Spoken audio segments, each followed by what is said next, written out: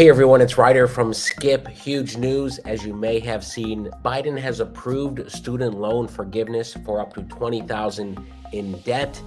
This will affect around 40 million people in the US. I'm going to talk about who's this for, who's eligible, what type of debt qualifies, and what, if anything, you may need to do if you do have student debt from either undergraduate or graduate education. Let me first give the quick recap before I talk about what it may mean for you. Be sure to stick around until the end. And as always, thanks for subscribing, turning on the alerts, and liking this video so more people see this. You know, this is a huge deal. By some independent estimates, it's suggested this plan may cost $300 billion over the next 10 years. So I know many people are divided on this, largely depending on whether you have student debt or not. Would love to hear in the comments what you think about this. Are you for this student loan debt forgiveness or against it? And if you're against it, what else would you like to see? But here's the quick headline.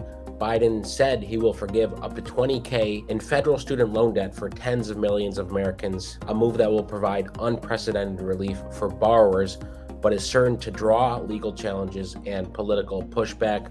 Of course, the midterm elections are coming up. It's no coincidence that this was announced when it was announced. Following more than a year of internal debate, the president said on Wednesday that he will cancel $10,000 in federal student loan debt for borrowers making under $125,000 a year or couples making less than $250,000 per year based on either your 2020 or your 2021 tax returns. Not this year's, but the last two tax returns. If you grossed under $125,000 or $250,000 if you filed jointly, you should be eligible for this forgiveness. In addition, if you're under those thresholds and you received Pell Grants, you'll also be eligible for an additional $10,000, making the total amount up to $20,000. Here's a quote from Biden, then I'll show you a graph. An entire generation is now saddled with unsustainable debt. I understand that not everything I'm announcing today is going to make everybody happy,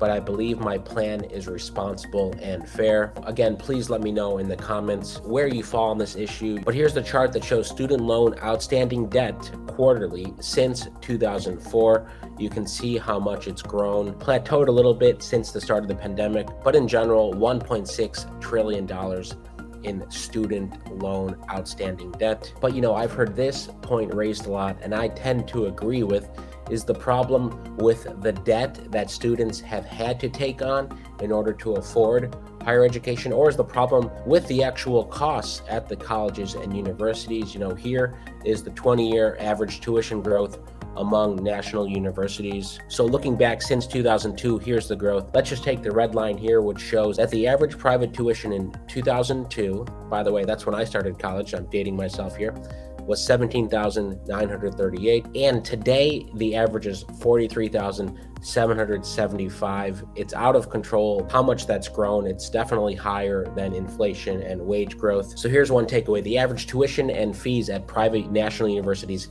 have jumped 144%. Out-of-state tuition and fees at public national universities have risen 171%. In-state tuition have increased 211%. Meanwhile, over that time period, the total consumer price index inflation only increased 54%. So the cost of higher education is out of control, has been for a while. But to be fair, there are a lot of things broken in the higher education system. But here's the takeaway again, more than 40 million people owe around $1.6 trillion.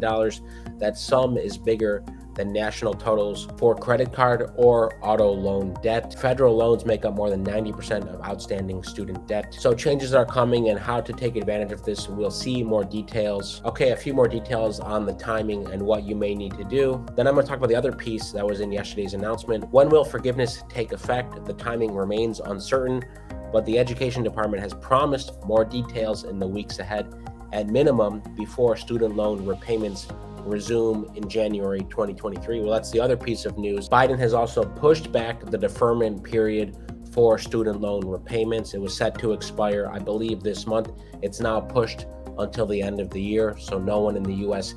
has to make federal student loan payments. Do you need to take action to receive debt relief? Not yet. Wait until you receive a notification from your loan servicer. Here's a quote: "It's a very complicated process and it's going to take months to effectuate.